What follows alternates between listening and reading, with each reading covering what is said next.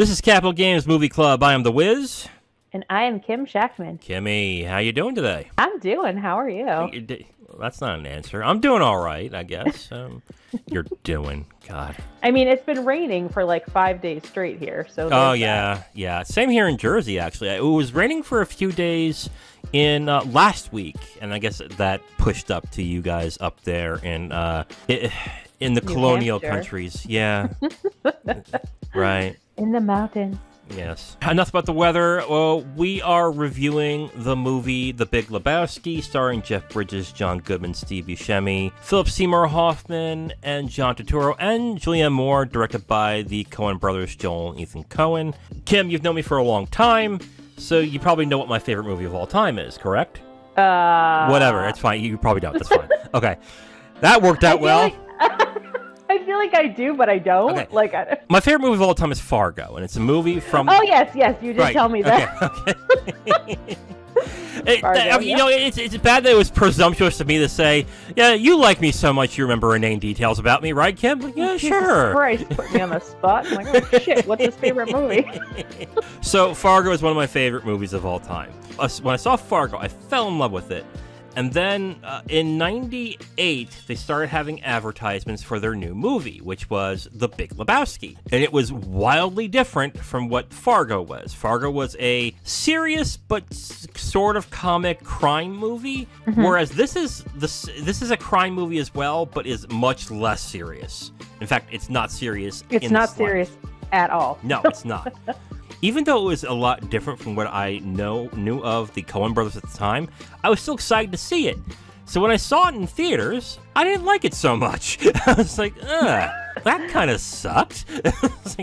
But what's interesting about The Big Lebowski is that I'm an outlier. A lot of people love this movie. Yeah. And it's considered one of the Coen brothers' best movies. You have experience with that. Your husband seems to love this movie. He's obsessed. Oh my God. He loves it. He goes, should I get on and do the review? I'm like, no, you're not allowed to do this review. I was like, you'll fight with the Wiz. Like, no. Yeah, you don't want the first time that we talk to be like, yeah, that's probably not a good idea. Although, well, he loves the Coen brothers too. Like, does he?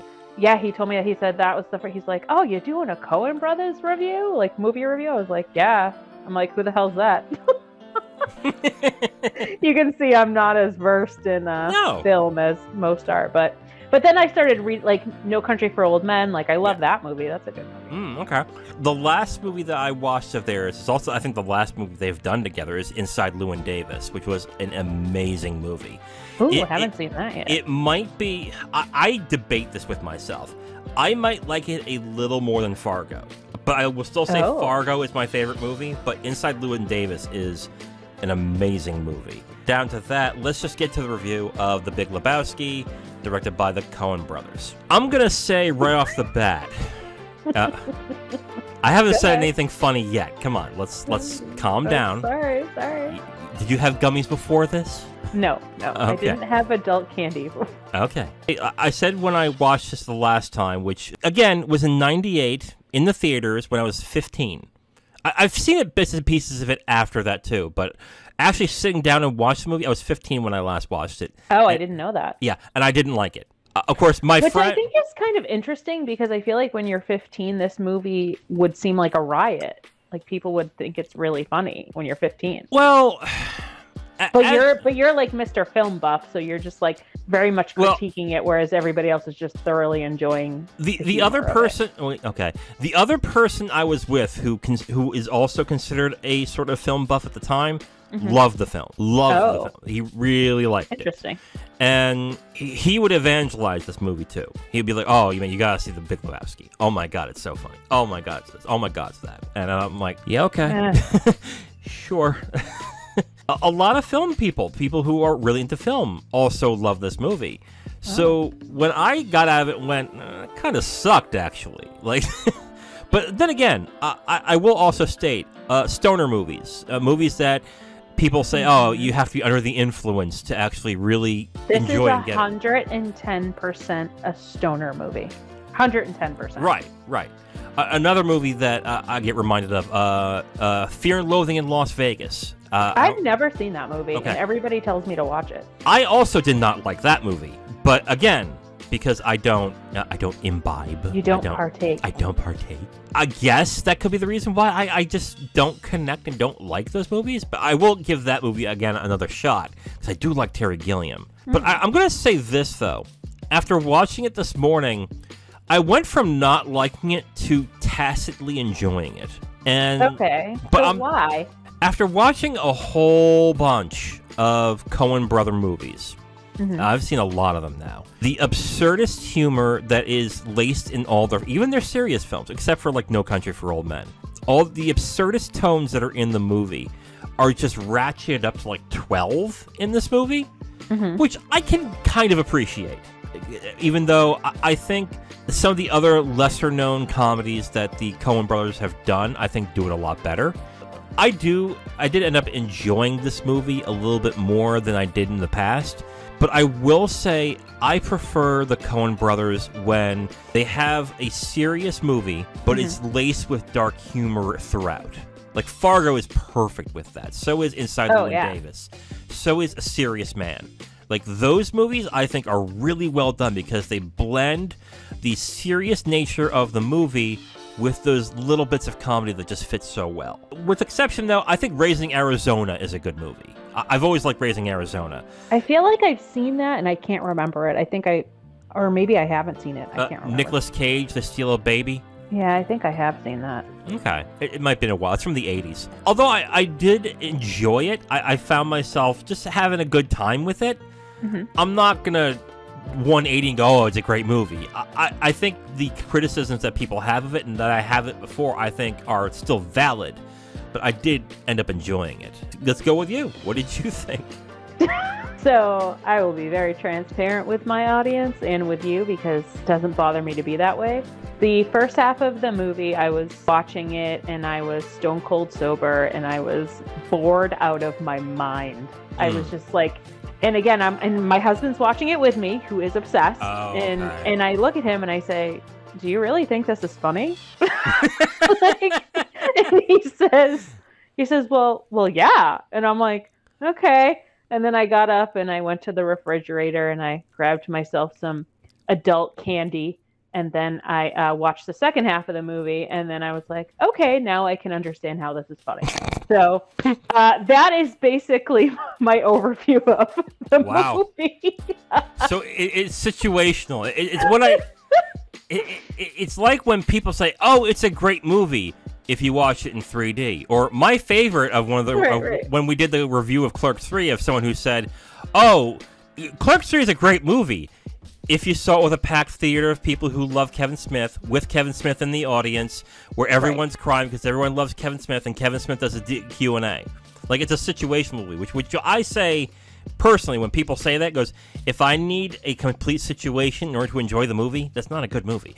That's really not. Oh, yeah, yeah, exactly. You have to put yourself into a situation where it can be enjoyable, so I agree with you there. Yeah. So for you, it didn't really click at all. Which I was really bored, and I was like, oh, I haven't seen this whole movie, and then I was like, oh, now I remember why I haven't seen this whole movie, because the last time I started watching it too, I remember now I was bored and I had to shut it off because I was bored, this is boring. Okay, let me understand my husband a little better. What the hell's wrong with him? Yeah, I was like, really? And he's like, oh, this is the best movie ever. Did I make a mistake? There's some humor in it, but overall I'm kind of eh. Okay, so let's get into performances before we get into the nitty gritty here. Okay. Jeff Bridges does play the dude very well. I mean, I think he does. I'll give it to him. He plays a pretty good stoner dude. I was like, considering the other performances he's done, which, they're kind of weird, but there are some that are pretty serious. He's a very versatile actor, but he does play this character very well. I also like John Goodman in this. John Goodman plays Walter really well as well, even though I find Walter to be obnoxious.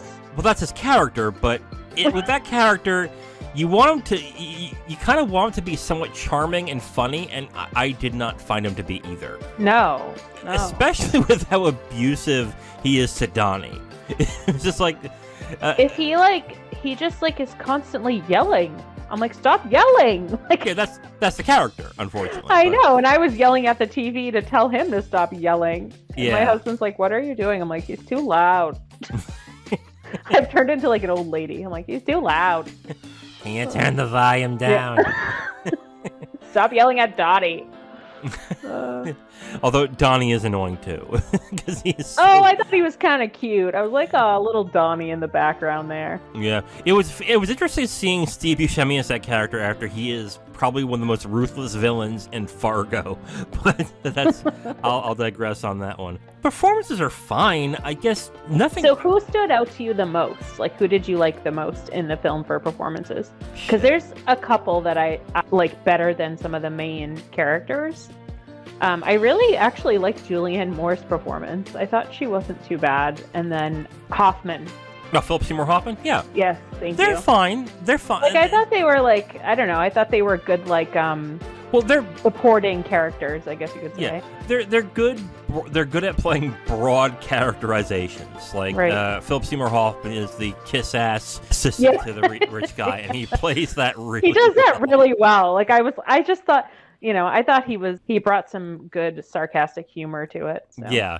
And I really like Philip Seymour Hoffman. It's so tragic that he died so soon. But yeah, my husband really liked him in this movie too. He thought he was hilarious. And then I think Julianne Moore is a fantastic actress. I love her in most of the movies she's in. Mm-hmm. She's okay in this, but then again, what are you given? What is she given in this movie? Well, that's what I mean. Like, for what she was given, I thought she did pretty good. I mean, I don't know. Like, all these characters are pretty broad, but the situations that they're in are supposed to really be the fulcrum of what makes the movie interesting, what makes the movie as watchable as it is, the absurd situations that happen throughout. It's odd because Walter, I think, is the character in the movie that really drives the plot. Like, the dude is just the dude. He just is meandering throughout the entire movie, doing whatever. Just floating through life. Right, but it's Walter who pretty much drives the plot. Because of that, and because I just don't like Walter, it's kind of hard for me to really enjoy the film. When you have that type of character, I think it's annoying. But annoying is his character. But him being annoying, but he has to also be funny and kind of charming. He has to be annoying to the... Okay, I think I get what you're saying. He's got to be annoying to the main character, not to you. But he is... Right, exactly. Right. But he is incredibly annoying in this movie. Oh my god. I'm like, shut it off. See, I understand that. When Walter has the best lines of the movie, it's kind of like, ugh. It's like, well, okay, there's some dude-isms, as people say, that Jeff Bridges says throughout the movie, which, okay, fine. Really, Walter is the character that moves the plot. He's the one that causes things to happen in this, whereas the dude, again, is he just goes along with whatever they say. Right. Like, okay. I'm not going to say I don't understand why people love this movie. I definitely do. It's that weird humor that the Coen brothers have, plus... And these are good performances. These are good actors putting in good performances. But again, I do have to agree that since Walter is the character that drives the plot, it's kind of hard to really enjoy this. Really, because when it... I agree with you. Like, it's like a 5-star cast, but it's like, yeah, it doesn't make for a good movie when he's driving it at all. I think John Goodman and Jeff Bridges are the best performances. And I know people are going to disagree with both of us, but I think John Goodman makes the most out of a bad character in this. I think that's exactly what he does. Yeah, I think so too. Yeah, I agree with you there. I mean, let's get into writing. I like how the plot is. Like, I like how they structured the plot, basically, that the dude basically is accidentally put into this whole thing, and due to his inaction is when everything starts to spiral to a certain extent, even though he really has nothing to do with any of this to a certain extent. And I like that type of... the plot is definitely... It flows well for the humor that they're trying to portray. With the way that the crime picture and stuff, it If it was a straight crime picture like that with a different sense of humor, I think I would have enjoyed it a lot more. But it is the sense of humor, and I guess it is stoner sense of humor, I guess, that kind of didn't really click with me. 110%. Yeah. There are some funny bits to the movie. I mean, like I said, I did enjoy myself to a certain extent. Because remember, my husband he does not partake either, and he really likes the movie. So right. There's that. Right. There's a specific movie that I think is a stoner movie that I absolutely love, that this reminded me a lot of, but in a different way, called Inherent Vice. And it was a film directed by Paul Thomas Anderson. It starred Joaquin Phoenix and a big cast of people. I love him. Yeah. That is a really good movie, and that movie goes places. But I thought that was a much more entertaining and funnier film than The Big Lebowski was. And I think that movie does this a lot better than this. So, yeah, I haven't seen the other movie, so I'll have to check that out. But in regards to the crime and the way the crime is and how that is paced out, I like that part. The humor is what turns me off. Well, not completely, but the humor, I think, doesn't land as well with me as I think it does with most. And I think you agree, right? Yeah, you gotta be, I mean, personally to me, I think, stoners would enjoy this movie a lot more. Or people who are married to you. Yep, or people that are married to me just happen to love it. Okay, I like the direction in this. I actually do like the way that the film is directed. It's the way it's shot. I definitely like the dream sequence that happens towards the end of the movie that I thought was actually pretty funny. Yeah, that's pretty cool. I liked that too. Yeah. I thought it was shot really well. Like I'm not having any issues with that at all. I want to point out one thing that I really like about this movie, and it's the music. There's a music supervisor in this called T-Bone Burnett. I think he was a musician before, but he gets consulted in a lot of these movies now. A lot of famous directors want to work with him to get their music right, and he does a fantastic job every time he does it. And he supervised the music in this movie. And the selections that they've come with this movie are excellent. Like every dream sequence, every thing that they do in the movie, especially the two dream sequences they have where the dude gets swallowed by a bowling ball, or the sequence towards the end of the movie, are really good. I mean, really good. Like I still have songs in my head throughout the entire movie right now as I'm thinking about it. Like the music is excellent. And they're mostly covers, too, which is really hard to do. Because if they're covers and people recognize the songs, they cheapened out and they got the cover. That sucks. But the covers work really well. Like My Condition, like that song is a great song, but the cover they did of it was really good. I'll be honest, the music didn't stand out to me, but I could see how each song did go with the scenes pretty well. I guess we're kind of done with this. You want to go into spoilers? Sure. All right.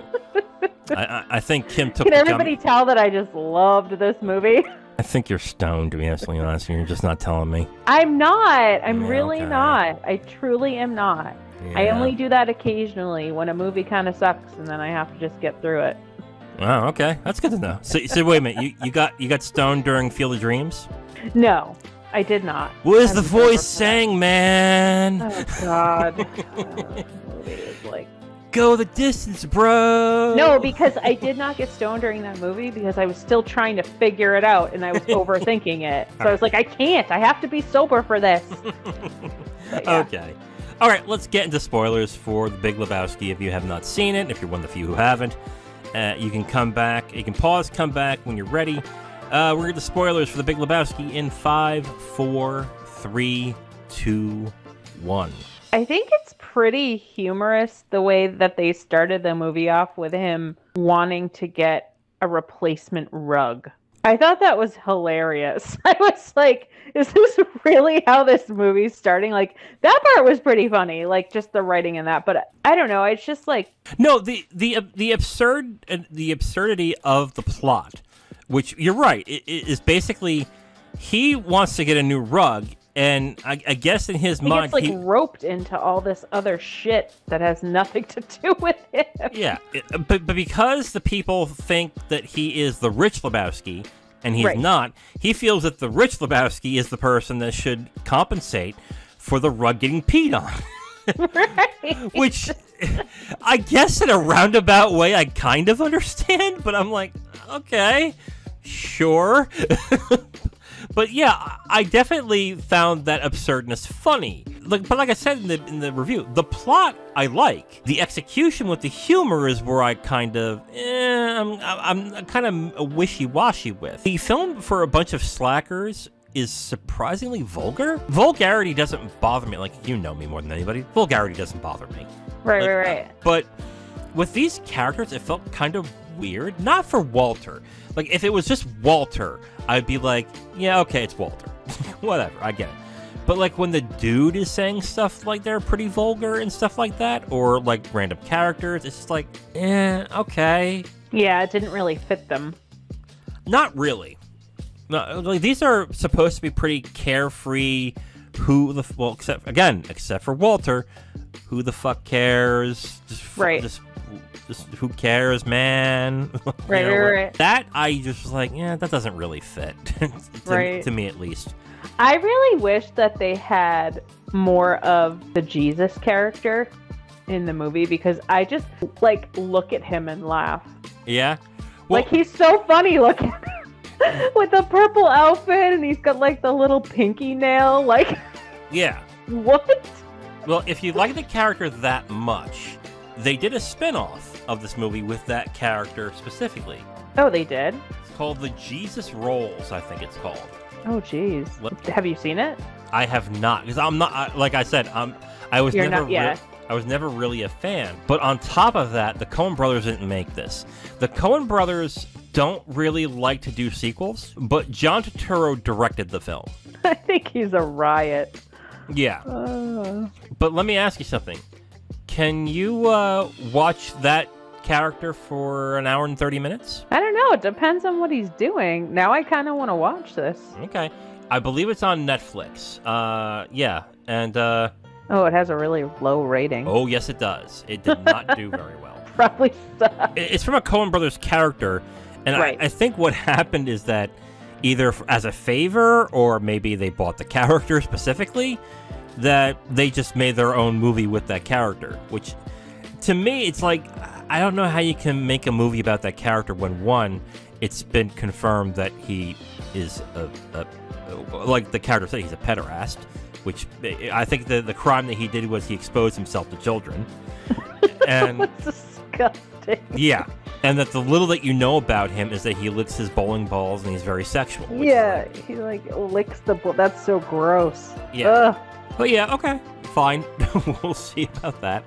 Like, I like the absurdity of the characters. I like the broadness of it, and I really wish the plot, like, the plot itself is just enough for me to like the movie at this point. But yeah, the humor does nothing for me, to me at least. Like, with a couple of exceptions, the humor of the movie just doesn't land as strongly as I would like. Yeah, like I said, like, if Walter wasn't so annoying, and like if he said like "shut up, Donnie," or what does he say? "Shut up, Donnie." Is that what he said? Shut the fuck up, Donnie. Shut the fuck. If he said that one more time, I was literally gonna like throw the remote at the TV. I was like, this is awful. Like, stop. Just obnoxious. Like, if he like toned it down a little bit and was like a little bit more, like you said, a little bit more charming, maybe even like throw some sarcasm in there. Like, yeah. I feel like I would have really liked the movie and enjoyed it. See, I think that type of character that Walter needs a lot more depth for you to understand and to sympathize why he is that way. But because the character is so damn broad and has no depth to it, you just have to rely on the people saying, oh, it's funny that he's telling Donnie to shut the fuck up. Oh my god. Oh, it's funny that he pulled the gun out on that guy. Oh, Walter, that silly son of a gun. It's like, to me, I'm generalizing. Who cares? I'm going to generalize a little bit, but to me, people who find somebody like that funny are people who I'm like, yeah, I better stay the fuck away from you. Because if you find that funny, like, I appreciate absurdist humor. I also appreciate mean humor a little bit. But there is mean and there's abusive. And Walter comes off more abusive than anything else. Yeah. not only to Donnie, but to, like, the dude as well. Even though that's part of the dude's ethos, just let it be and be like, whatever, what happens, happens. Kind of makes me not want to root for or want to know what goes on with the dude that much. Because you know that whatever he does won't matter. It's what Walter does matters. And since I don't like Walter too much, I'm like, okay, whatever. Like, I guess I'm gonna see the dude meander around until Walter does something stupid. So right. Yeah, but I usually am a fan of absurdist humor, but like the humor of this movie for the most part just doesn't click with me entirely. Yeah, but the crime element, the plot, I think is a lot more interesting. I think it's a lot less credit, because a lot of people, when they they talk about the movie, they quote it, they say how funny it is, how visually interesting it is. I'm like looking at this, goes, no, the plot's really good here. I just wish there was a lot better going on around this than there is. So that's... Yeah, I agree with you. Like, I don't know. I think the plot is good too. Like, it's interesting. Like, that kind of kept my interest, and I was just pretty bored. Right. I was like almost dreading doing this review because I felt bad, because I was like, I was just really disinterested in like the movie until I like took some gummies, and I was just like, all right, this is kind of funny. Okay, I can get with this a little bit. And then the movie was over, and I was just like, well, that's like what, an hour and a half of my life I'll never get back. So what made you want to watch this in the first place? Was it just because your husband liked it? Because my husband, yeah. And, you know, I just wanted to give it like a shot because I hadn't seen the whole movie. And I was like, all right, well, you know, I had started it and then I shut it off because I was bored. But I was like, oh, maybe like there's something I'm missing, you know, like maybe the ending or maybe the middle or whatever. So I was like, okay, I'll give this another chance. And I was like, I'm going to sit here and I'm going to watch the whole film. And then I'm going to make sure I do so I can just give it a chance. And I wish I didn't. And you're like, I'm going to blame Wiz because I have to do this stupid podcast. And I'm like, this movie sucks. Yeah. I mean, like I said, I went from like not liking this movie to then saying, okay, it's fine. Like, it's fine. Like, there are things I like about this movie, but I will gauge that on, I have the expectations that it's going to be a lot like Fargo, which it really is not. But on the other hand, like there's really, with spoilers, like that's the other thing too. Like, we could talk to people who are fans of this movie, and they'll go on and on about certain scenes and certain aspects of the movie. And I think their spoiler versions will be about an hour and a half long. I guess with me specifically, I'm like... Like, I got nothing. Like, I'm like, ugh, I don't know. It's terrible. Like, I'm just kind of like, maybe we should have put my husband on this one. How argumentative is he, Kim? He can be for this movie. Oh, boy. Maybe not the best idea to introduce us. When he's passionate about something, he can be. Okay. Yeah, no, I don't know. It was what it was. And, like, you know, if he ever turns it on again, like, I won't be watching it. I'll be like, all right, I'm going to go in the other room or something. It's just boring. Yeah. So, what'd you think about Donnie dying in the end? I thought that was a good move on their part in a way, because it just shows like the love that they really actually did have for him. He was in their little club, you know, like, I don't know. I liked that they did that. Did it though? I mean, I look at that end scene where they're spreading his ashes out of the coffee tin. I forgot about that. That was pretty funny. And then Walter goes on his diatribe about Vietnam. And he's like, what the hell are you talking about? Yeah. To me, it was like, I don't think they cared about him all that much. No, but you know what? I think it's because, I think that's why maybe I liked it. Like, they cared enough to make it humorous. I don't know. Yeah. I thought that was kind of pointless. Like, I was like, why? I was like, why are you killing Donnie? But maybe they needed something in there for, like, the crime aspect. I don't know. Well, the crime ends with either, I think it was the dude, or what Walter said in the middle of the movie was basically that Bunny made up the entire kidnapping plot. Yeah. Which, yeah, like, at first when you hear that, you go, that might be the characters saying to themselves, yeah, it's okay if we just keep the money. Because odds are that's what's going on. Right. But again, I guess that's the thing that's about the plot is, It then just confirms that they literally had nothing to do with the crime and what was going on. And to that self, that's interesting. But then if that's the case, what has to be interesting is what's going on with those characters. And it really isn't. It really isn't that interesting. It is funny that the film that's the most interesting is the part where the main characters really have no say in what happens, or change nothing as to what's going on. I could see that. Yeah. Like, it's interesting. That only takes a movie so far unless these characters are really good, which I don't think they are. I think they're too broad to be that interesting to a certain extent. And then what I found funny about this specifically, I think we'll end on this. What I found funny specifically is people who are obsessed with this movie who love the dude. And say, oh, he's so wise. He says all these interesting things. I don't know if you've noticed, but all the interesting things that he says in the movie are said by other characters first. Yeah, he's repeating them because he's a stoner. Yes. Right. Right. So when people like say, "Oh, like there's it's just the way he says it, and that's what attracts people to him." True. So that's where I was like, "Oh, wow, this like to me this was like a real nothing character. Like this character is like a blank slate all around in this, which could have been interesting, but then." You surround himself with these other characters that themselves are not really that interesting, and then you kind of have a big, boring movie. Okay. All right. You want to get into final thoughts? Sure. Okay, Kim, let loose. Go ahead. Okay, so I give this a 2 out of 5 stars. And the only reason I was nice and I didn't give it a 1 star is because there are some humorous moments in the movie that I did enjoy. Like just the look of Jesus. Philip Seymour Hoffman, I thought his character and the way he played that character was pretty funny. As well as, you know, there were a few scenes that I found humorous here and there with the dude as well. Other than some of the humor I kind of gripped onto and held for dear life. The plot was good. I liked the plot. I don't know. I just hate Walter. Like, he's just so loud and obnoxious, and it's too much. Like, you gotta reel him in. And like you said, you need to make him a little bit more charming with a little bit more depth. And I think that really would have helped the movie. So overall, 2 out of 5.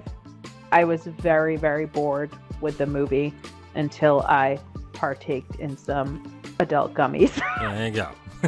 And then I was like, all right, this could be funny, whatever. But yeah, so those are my final thoughts. I will never watch this movie again. Okay, so when I put the rating on the YouTube thing, I'll put 2 stars while stoned halfway through. Yeah. Okay. Good to know. Good to know. Okay, your rating is what I originally gave it back in when I saw it in high school. I'm gonna bump it to 3 stars. And, well, I do like the crime aspect. I like the interesting way the plot moves, and I wasn't bored by it. I just didn't find it that funny. But when the plot was moving, I was definitely interested, and I enjoyed that aspect. I think the humor is off. I think it just doesn't fit. But in this situation where it comes to like the crime elements and the way the film is shot, and especially the dream sequences are pretty good. And I love the music too. So like, it's funny, the intangibles, the things that I think that are the things that are supposed to supplement the humor, I find good enough to enjoy the movie. But the main thing about the movie, the humor, is what I find to be the thing that's off. That I just don't like. Think that was my problem too. Like, I was just expecting it to be mainly about the humor, because going into watching the film, because I knew it was a comedy. Yeah, I was like, okay, and then I'm just like, oh, this isn't really that funny. But it's also a particular sense of humor as well. Right. I'm not a fan of a lot of the Coen brothers' comedies. Like I said, I prefer their dramas with their black comedy seeped in. They do have some decent comedies that they have made. Another one's Raising Arizona. I liked Intolerable Cruelty, even though Coen Brothers fans thought it was a little too Hollywood. But I did enjoy that, at least. I haven't seen that one. It's not bad. It really isn't. But but with that in mind, like, I ended up going from not liking it to tacitly liking it, and saying, okay, it's good, but the main thing that I think people gravitate towards it is the thing I just don't like about it, which I find funny, right. which I find hilarious to a certain extent. So, yeah, 3 stars for me, 2 stars for Kim. While she was stoned halfway through. So that bravo. Interesting. I will say this, Kim. One thing, if you didn't like this movie, I think you should give Inherent Vice a chance. Because I think Inherent Vice, it is a much longer movie. Let me just say that right off the rip. It is a much longer movie, but it's directed very well, and Joaquin Phoenix does a really good job in that movie. I do like him as an actor. Oh, so. I do too. I think he's great.